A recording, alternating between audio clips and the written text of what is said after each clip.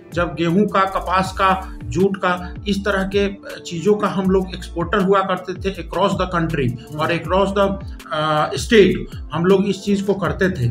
आज हमारा बिहार का अर्थव्यवस्था चौपट हो गया। भीड़ में जो जोश होता है, जो उल्लास होता है, हमारे राष्ट्रीय अध्यक्ष जी जब मंच पर चढ़ते हैं तो जिस तरीके से भीड़ जो उनको स्वागत करती है वो अपने आप में बता देती है भीड़ की किस तरह की। हाजीपुर में जो हमने किया वो संकल्प यात्रा की एक पुनरावृत्ति थी, जो आदरणीय राजू तिवारी जी हमारे प्रदेश अध्यक्ष हैं, उनके नेतृत्व में पूरे बिहार में हम लोग संकल्प यात्रा निकाले थे। हमारे यहाँ रोजगार का सृजन नहीं हो रहा है, इसलिए हम लोग पलायन करते हैं।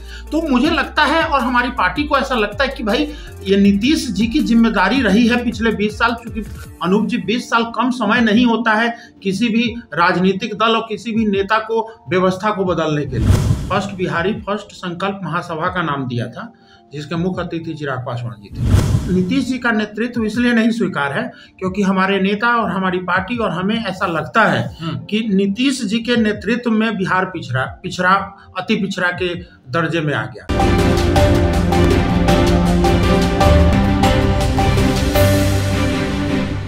नमस्कार, मेरा नाम अनूप नारायण सिंह है और आप रब्जी लाइव के डिजिटल न्यूज नेटवर्क को देख रहे हैं। हमारे साथ हैं लोजपा रामविलास के प्रदेश महासचिव रंजन कुमार सिंह, जो मुजफ्फरपुर और हाजीपुर के प्रभारी भी हैं। हाजीपुर और मुजफ्फरपुर में 7 दिनों के अंदर 2 बड़ी सभाएं चिराग पासवान की हुई है।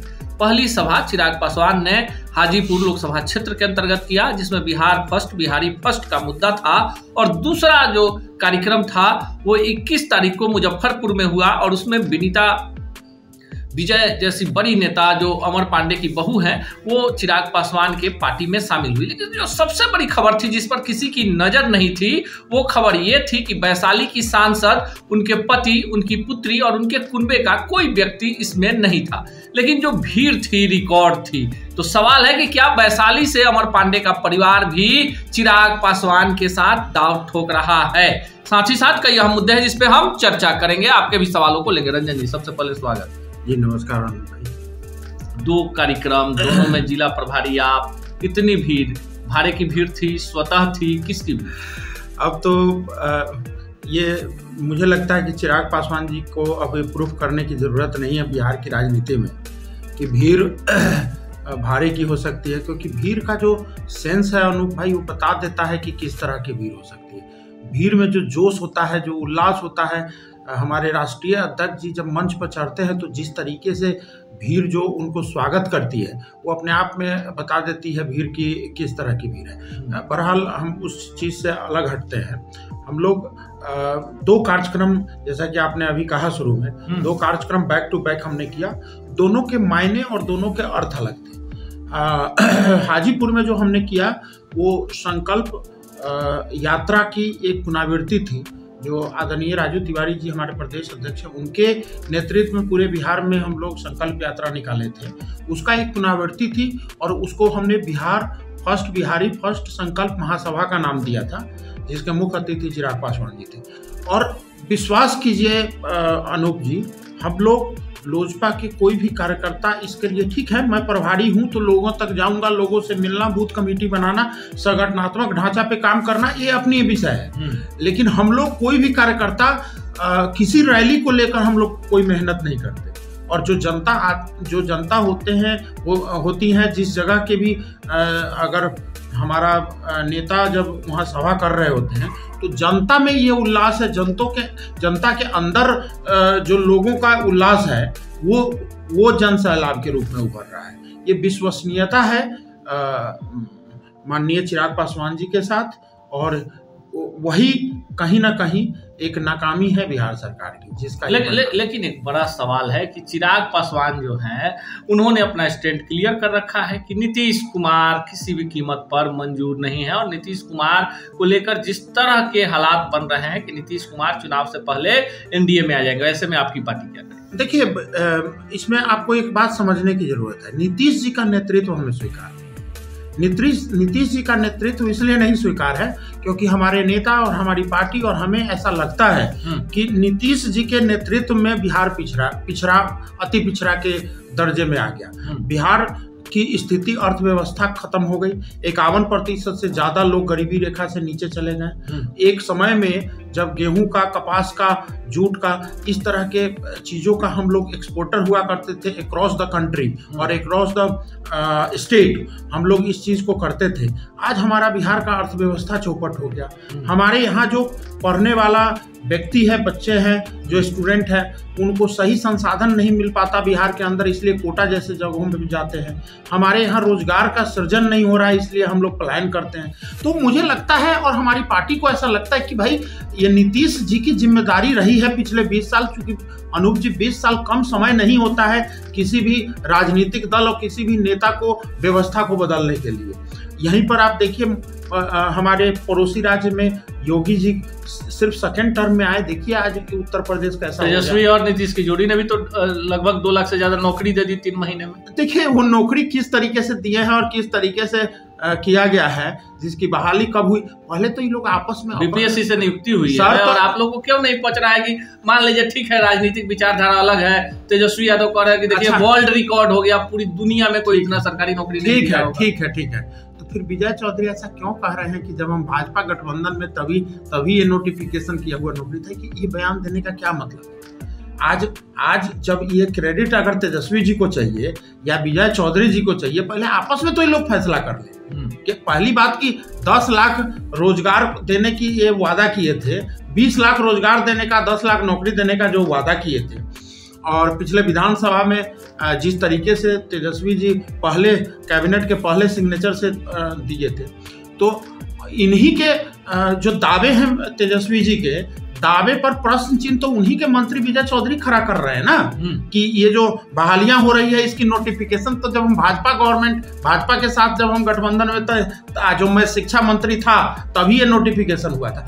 खैर छोड़ दीजिए, ये आपस की उन दोनों की बात है किस तरीके से उनको किनको क्रेडिट देना है। लेकिन बहरहाल हम लोग ये इस मुद्दे पर आए कि जिस स्थिति से कमिटमेंट किया गया था, चूंकि बालू के रेत में मरुस्थल में 1 लोटा पानी डाल देने से वहां जमीन में नमी नहीं आ जाएगी, तो ये 2 लाख जो नौकरियां सो कॉल्ड ये बता रहे हैं, इनकी दिया हुआ हो चाहे उनकी दिया हो, ये रेगिस्तान में 1 गिलास पानी डालने के बराबर है।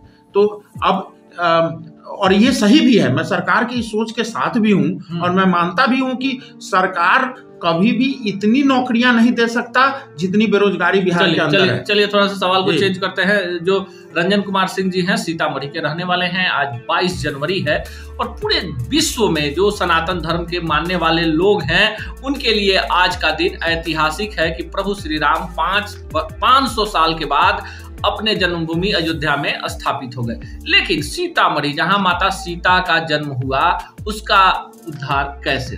देखिए हम और हमारे जो नेता हैं वो अक्सर ये सवाल उठाते रहे हैं, क्योंकि यहाँ पर धार्मिक टूरिज्म के बहुत सारी संभावनाएं हैं। सिर्फ सीतामढ़ी में ही नहीं, पूरे बिहार में धार्मिक आज बहुत गर्व होता है मुझे। बिहार से बाहर मैं जाता हूँ तो लोग आप देखिए 4 धर्म में से 3 धर्म के जो धर्म गुरु हैं आज जिनको मानने वाले लोग हैं, चाहे वो गौतम बुद्ध जी हों, चाहे गुरु गोविंद सिंह हो, चाहे इस तरीके के हमारे राम भगवान महावीर हो, जैन धर्म की बात करें, बौद्ध धर्म की या सिख धर्म की बात बिल्कुल, या हिंदू धर्म में माँ सीता जैसी जननी हो, तो ये बहुत गौरव का विषय है कि हम लोग बिहार के उस मिट्टी से आते हैं। लेकिन जिस तरीके से उपेक्षा की जा रही है माता सीता के मंदिर का, और जिस तरीके से मैं ये कहता हूं कि जब रातों रात शकल और सूरत अयोध्या की बदल सकती है तो सीतामढ़ी का क्यों नहीं बदल सकता?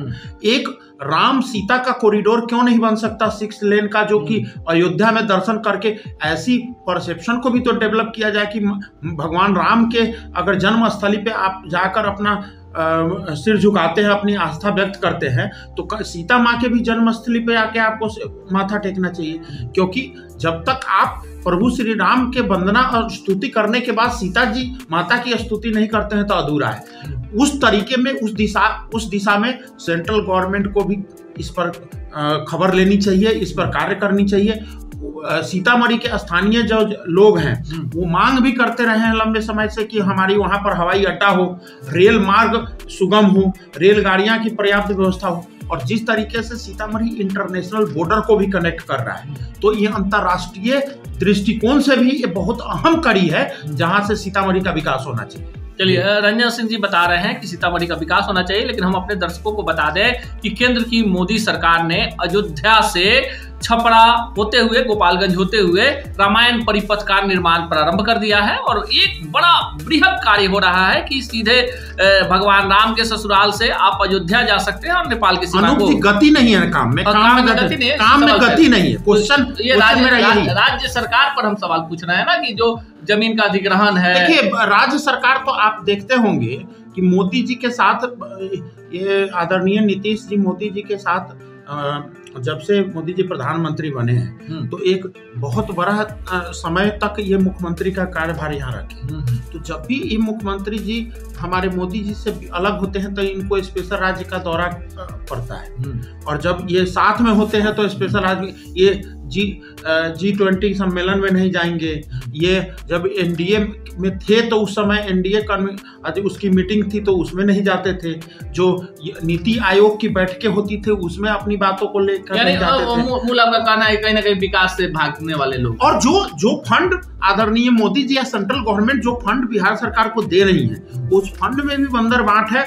मनरेगा हो चाहे कुछ भी हो, बंदर बांट है। यहाँ पर इनको नीतीश गवर्नमेंट के पास क्या है, विजन नहीं है, अर्थव्यवस्था की सोच नहीं है जिससे डेवलपमेंट, रोजगार तो उसके बाद की बात आती है जब अर्थव्यवस्था मजबूत होगी। तो अर्थव्यवस्था के लिए इनके पास कोई ब्लूप्रिंट ऐसा नहीं है जिससे बिहार को आगे की ओर हम लेकर जा सके। यह है रंजन कुमार सिंह और इनका साफ मानना है कि विकास पर चिराग पासवान किसी भी कीमत पर समझौता नहीं करने वाले हैं। किसी व्यक्ति विशेष से इनकी पार्टी को कोई दुराव नहीं है, पर जो लोग बिहार के विकास में बड़ा रोड़ा बनकर वर्षों से अटकाए हुए हैं, वैसे नेतृत्व को इनकी पार्टी स्वीकार नहीं करेगी। अब यह देखना खास होगा कि जिस तरह से चिराग पासवान ने बैक टू बैक मुजफ्फरपुर और हाजीपुर में एक बड़ी ताकत दिखाई है, क्या चिराग पासवान को लेकर जो संभावनाएं बिहार की राजनीति में जताई जा रही है, 2024 के लोकसभा चुनाव में चिराग उस संभावना पर खरे उतरेंगे और 2025 में सीएम पद के लिए अपनी दावेदारी एनडीए के अंदर